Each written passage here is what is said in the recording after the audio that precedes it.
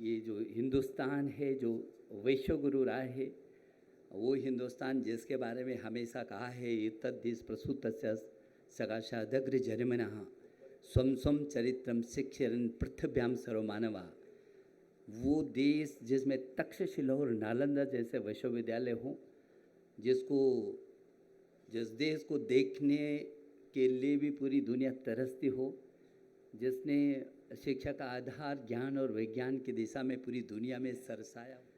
अकेला हिंदुस्तान युवा देश है, ऐसा यंग देश बहुत लंबे समय तक रहने वाला है, जबकि पूरी दुनिया की नज़रें मेरे हिंदुस्तान पर टिकी हैं। और उस हिंदुस्तान को जो नए भारत के निर्माण में हमारे प्रधानमंत्री जी ने भी कहा है कि अब ज़रूरत आ गई है एक ऐसे नए भारत के निर्माण की, जो सशक्त भारत हो, जो स्वच्छ भारत हो, जो समृद्ध भारत हो, जो श्रेष्ठ भारत हो, जो एक भारत हो। विवेकानंद जी ने बार बार इस बात को कहा कि शिक्षा साधारण व्यक्ति को जीवन संग्राम में समर्थ नहीं बना सकती। जो मनुष्य में चरित्र बल, परहित की भावना और सिंह के समान साहस नहीं ला सकती, वो शिक्षा नहीं हो सकती। यदि शिक्षा को देखें तो नेल्सन मंडेला ने भी कहा कि शिक्षा दुनिया का सबसे सशस्त्र शस्त्र है, अस्त्र है, जो कुछ भी बदलाव कर सकता है। और इसीलिए जब हम विचार विमर्श करते हो और अब 32 वर्षों की सघन साधना और तमाम पड़ावों से गुजरते हुए आज 32 वर्ष के बाद मैं भी बैठ करके सोच रहा था कि 33 वर्ष पहले शिक्षा नीति पर कुछ विचार आया था और 1986 के बाद इन 33 वर्षों के बाद पहली बार फिर आपके मार्गदर्शन में हिंदुस्तान में नई शिक्षा नीति आने वाली है। और वो जो शिक्षा नीति का आगाज़ हुआ है, जो उसका एक थीम बनी है, जो नई शिक्षा नीति भारत की धरती पर सरसाने को अभी बिल्कुल तैयार है। गुजरात की ऐसी धरती जिसने भारत माँ को ऐसे सपूत दिए हों, जहाँ हम गांधी जी को 150 गांधी मना रहे हैं, जहाँ पूरी दुनिया आतंक के ढेर पर खड़ी हो और आज सत्य, अहिंसा और प्रेम के बारे में गांधी जी को पूरी दुनिया में याद किया जा रहा हो। सरदार वल्लभ भाई पटेल की ये धरती जिसने 565 उन रजवाड़ों को जो भिन्न भिन्न क्षेत्र में बिखरे हुए थे, एक ऐसा अखंड भारत बनाने का, और आज तो उनका वो भी सपना पूरा हो गया कि एक भारत और श्रेष्ठ भारत का। 70 वर्षों से हम जिस बात को कह रहे थे, नहीं एक भारत होना चाहिए, श्रेष्ठ भारत होना चाहिए, 70 वर्षों के बाद वो दिन हमको आज इस देश में आया है। इंडोनेशिया दुनिया में मुस्लिमों का, पूरी दुनिया का सबसे बड़ा देश है, लेकिन यदि राम की सबसे ज़्यादा पूजा होती है, घर घर में इतने खूबसूरत रामलीला होती है, तो वो इंडोनेशिया की धरती पर होती है। और जब मैंने एक विश्वविद्यालय में जाकर के बाहर देखा, पूरे इंडोनेशिया के हर 10 किलोमीटर पर भगवान राम की शिखर, इतनी प्रतिमाएं हिंदुस्तान की धरती पर नहीं होंगी शायद जितने कि इंडोनेशिया की धरती पर राम और हनुमान की मूर्तियां हैं। और इतनी खूबसूरत, मैं उत्तर प्रदेश में भी संस्कृति मंत्री रहा, और लेकिन इतना अच्छा मंचन रामलीला का मैंने शायद दुनिया में कहीं देखा है तो वो इंडोनेशिया की धरती पर देखा है। इंडोनेशिया राम को अपना आदर्श पुरुष मानती है। मैंने उनके प्रधानमंत्री जी से पूछा कि आपको कैसा लगता है। उन्होंने कहा कि एक बार पाकिस्तान का प्रतिनिधि मंडल हमारे देश में आया था और उन्होंने जब यहाँ देखा कि हर कदम पर राम की मूर्तियाँ हैं और तमाम जो है राममय ये इंडोनेशिया, तो उन्होंने हमसे पूछा, भाई आपका तो धर्म इस्लाम धर्म है, यहाँ हम क्या, ये तो हिंदुस्तान लग रहा है। तो उन्होंने कहा कि हमने फ़ख्र से कहा है, धर्म हमारा इस्लाम ज़रूर हो सकता है, लेकिन संस्कृति हमारी राम की, हम राम को छोड़ नहीं सकते हैं। ये पुरुषोत्तम है, ये पुरुषों में उत्तम है।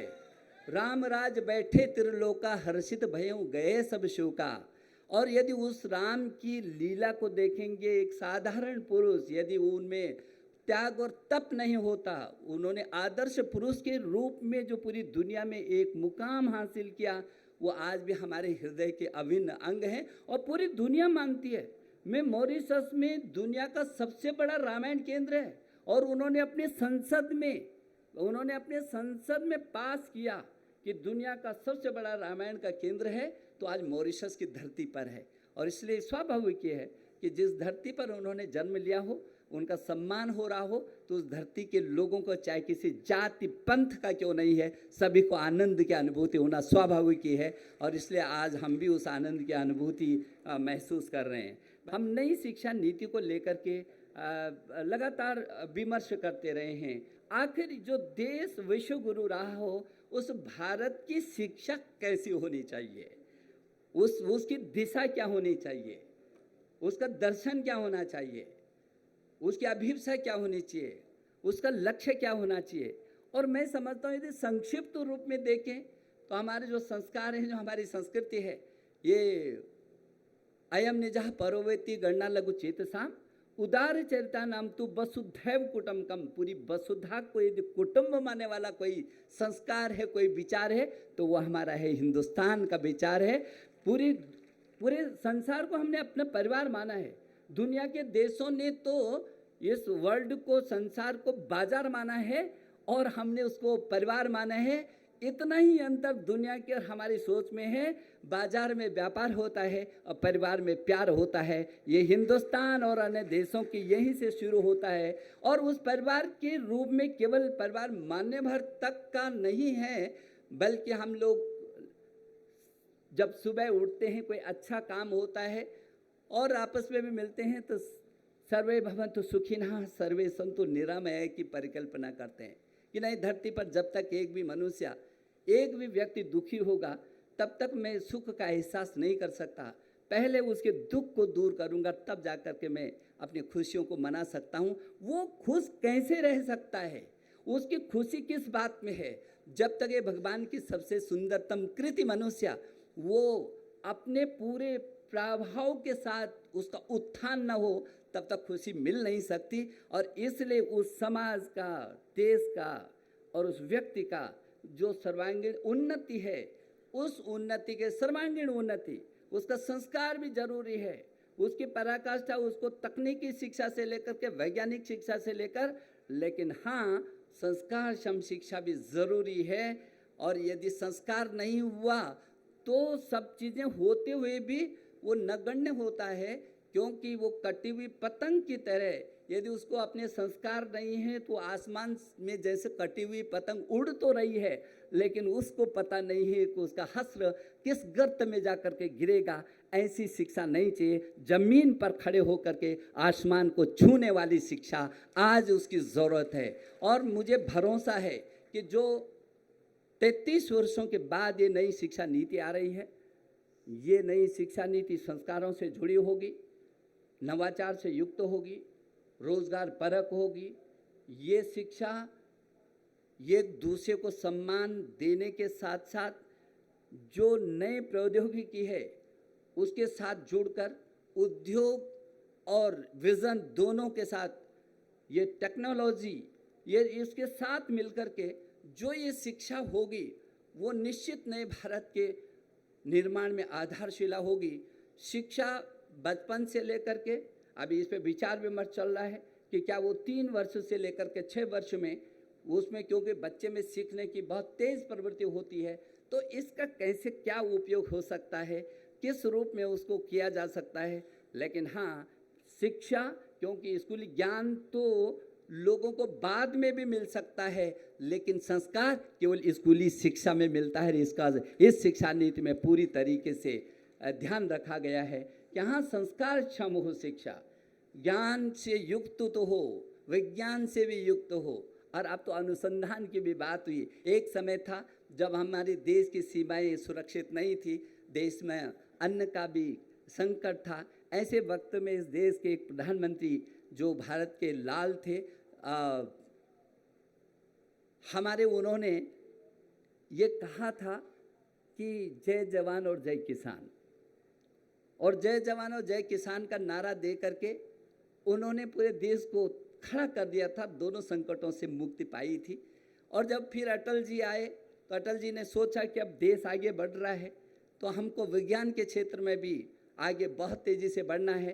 तो जय जवान जय किसान के नारे को उन्होंने आगे बढ़ा है और जय विज्ञान का नारा दिया, और उस नारे ने आप सबको मालूम है कि यदि विज्ञान के क्षेत्र में उस शिखर तक पहुंचाया जब उन्होंने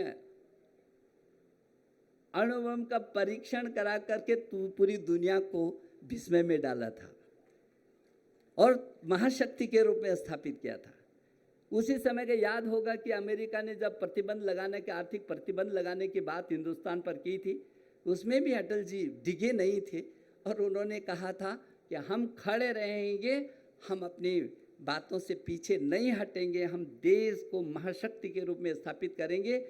और उन्होंने एक ही सूत्र दिया कि न आयात होगा कहीं से और न निर्यात होगा। केवल एक सूत्र ने ही अमेरिका जैसे देश को 6 महीने के अंदर अटल जी को प्रणाम करने के लिए मजबूर कर दिया था।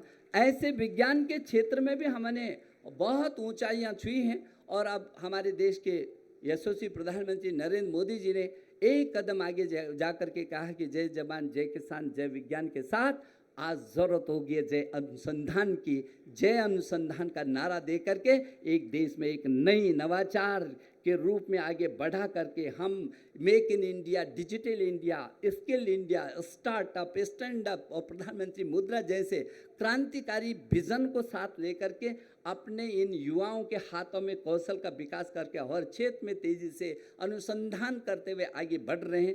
इसलिए जो नई शिक्षा नीति है ये अनुसंधान से भी जोड़ करके हमने इसको देखा है।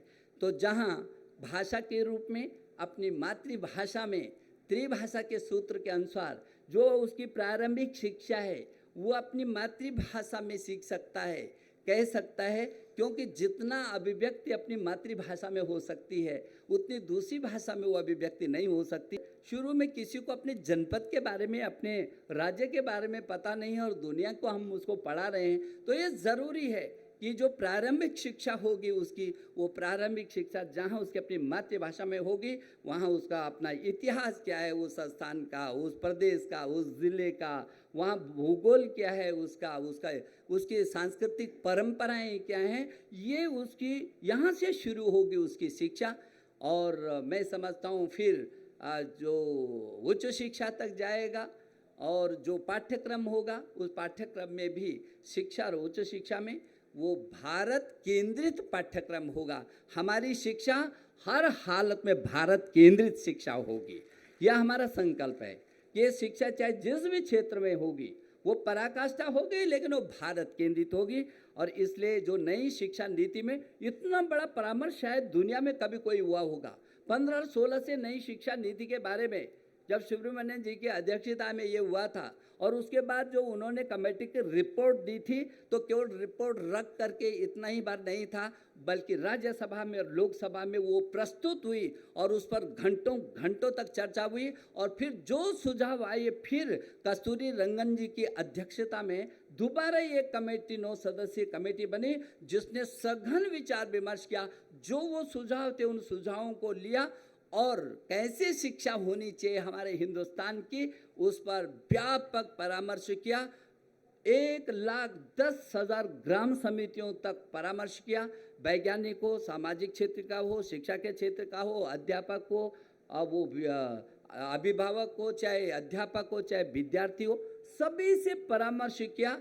और जब मैंने मानव संसाधन विकास मंत्री जी के नाते ज्वाइन किया था तो मैंने पहले ही दिन उस शिक्षा नीति को पब्लिक डोमेन में डाल दिया था कि अभी भी यदि कहीं बचा खुचा होगा तो पूरे देश के लोगों के सुझाव फिर आमंत्रित करते हैं ताकि कहीं किसी के मन में किसी कोने पर ये चूक न हो जाए। इसलिए फिर पब्लिक डोमेन में डालने के बाद 2 लाख से भी अधिक सुझाव आए हैं और उन 2 लाख से भी अधिक सुझावों को हमने एक एक सुझाव को उच्च शिक्षा का अलग बेंगलुरु में उसका एक अलग सचिवालय स्थापित किया और इधर स्कूली शिक्षा के लिए NCERT में किया।